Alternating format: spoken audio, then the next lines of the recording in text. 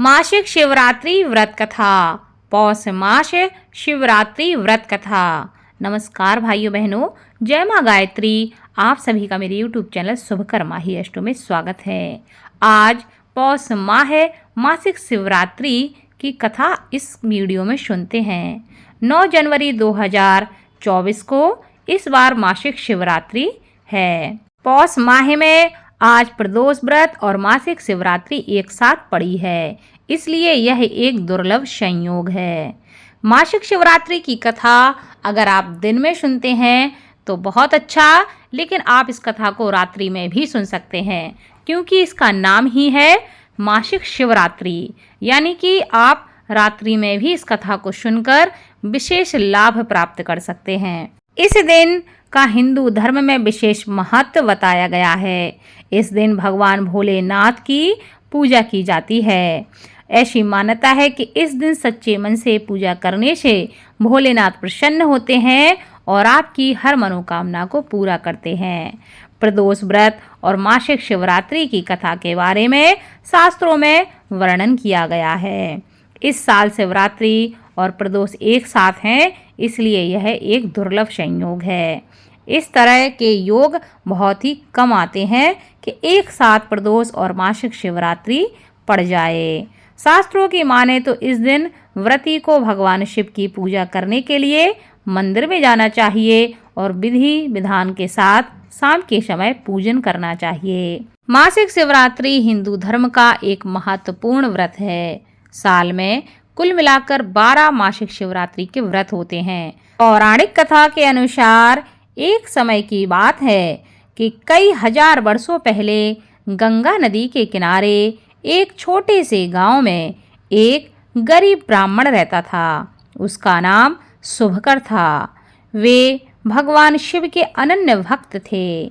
शुभकर का जीवन अत्यंत कठिनाइयों से भरा हुआ था। इसके बाद भी भगवान शिव के प्रति उसकी निष्ठा कभी भी कम नहीं हुई। एक दिन वह अपने गांव के पुराने शिव मंदिर में पहुंच गया और वहां एक साधु बाबा को बैठे हुए देखा। वह उस साधु बाबा के पास पहुंचा और साधु बाबा से मिलकर शुभकर ने पूछा कि भगवान शिव की कृपा कैसे प्राप्त की जा सकती है। जवाब में साधु ने उसे एक विशेष व्रत के बारे में बताया, जिसे मासिक शिवरात्रि कहा जाता है। उन्होंने शुभकर से कहा कि महीने की चौथी तिथि को शिवरात्रि व्रत का पालन करना और शिवजी की पूजा करना अत्यंत शुभ मानी जाती है। शुभकर ने उस साधु की सीखों का पालन किया और प्रति माह मासिक शिवरात्रि का व्रत करने लगा। धीरे धीरे उसकी कठिनाइयाँ दूर होने लगीं और उसका जीवन सुख शांति से भर गया और उसके जीवन में सुख समृद्धि और आरोग्यता की उसे प्राप्ति हुई। भगवान शिव ने उसके जीवन के सभी मनोरथ पूर्ण किए और उसके समस्त संकट टाल दिए।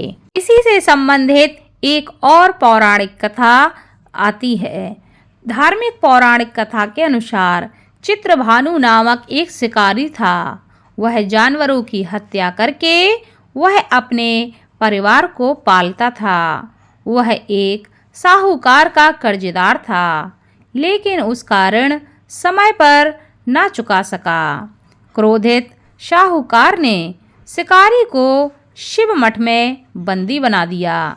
संयोग से उस दिन शिवरात्रि थी। शिकारी ध्यान मग्न होकर शिव संबंधी धार्मिक बातें सुनता रहा। चतुर्दशी को उसने शिवरात्रि व्रत की कथा का स्मरण किया। शाम होते ही साहूकार ने उसे अपने पास बुलाया और ऋण चुकाने के विषय में उससे बात की। शिकारी अगले दिन सारा ऋण लौटा देने का वचन देकर बंधन से छूट गया। अपनी दिनचर्या की भांति वह जंगल में शिकार करने के लिए निकला, लेकिन दिन भर बंदी गृह में रहने के कारण भूख प्यास से व्याकुल था। शिकार खोजता हुआ वह बहुत दूर तक निकल गया। जब वहाँ वह पहुंचा तो वह देखता है कि हर जगह अंधकार हो गया।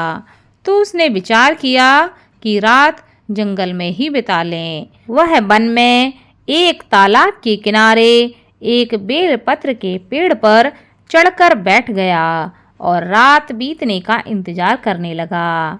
बेल वृक्ष के नीचे भगवान भोले शंकर का शिवलिंग था, जो बिल्व पत्रों से ढका हुआ था। शिकारी को उसके बारे में कुछ भी पता नहीं था।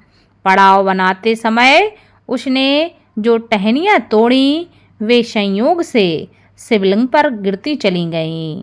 इस प्रकार दिन भर भूखे प्यासे शिकारी का व्रत भी हो गया और शिवलिंग पर बेलपत्र भी चढ़ गए। एक पहर रात्रि बीत जाने पर एक गर्भिणी हिरणी तालाब पर पानी पीने के लिए पहुंची।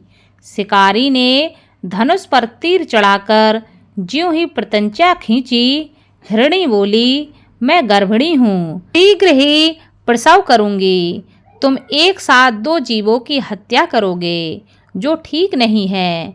मैं अपने बच्चे को जन्म देकर शीघ्र ही तुम्हारे समक्ष प्रस्तुत हो जाऊंगी, तब तुम मुझे मार लेना।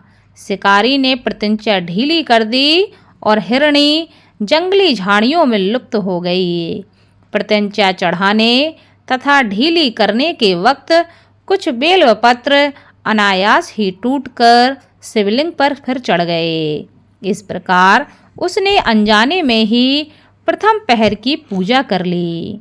कुछ ही देर बाद एक और हिरणी उधर से निकलती है। शिकारी की प्रसन्नता का ठिकाना ना रहा। समीप आने पर उसने धनुष पर प्रत्यंचा चढ़ाई। तब उसे देख हिरणी ने विनम्रतापूर्वक उससे निवेदन किया कि हे शिकारी, मैं थोड़ी देर पहले ऋतु से निर्वित हुई हूँ। मैं अपने प्रिय की खोज में भटक रही हूँ। मैं अपने पति से मिलकर शीघ्र ही तुम्हारे पास आ जाऊंगी। शिकारी ने उसे भी जाने दिया। 2 बार शिकार को खोकर उसका माथा ठनका। वह चिंता में पड़ गया। रात्रि का आखिरी पहर भी बीत रहा था।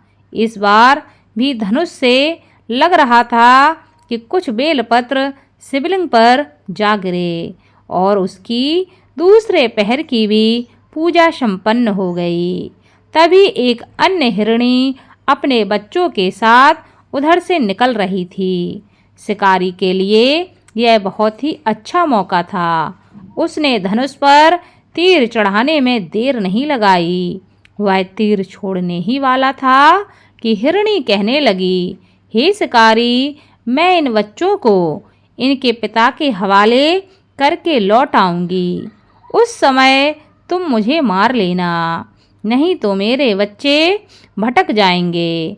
शिकारी हंसा और कहने लगा, सामने आए शिकार को मैं कैसे छोड़ दूं? मैं ऐसा मूर्ख नहीं हूँ। इससे पहले मैंने 2 बार अपना शिकार खो दिया। मेरे बच्चे भी भूख प्यास से व्याकुल हो रहे होंगे। उत्तर में हिरणी ने फिर कहा, जैसे तुम्हें अपने बच्चे की ममता सता रही है, ठीक वैसे ही मुझे भी। हे शिकारी, तुम मेरा विश्वास करो।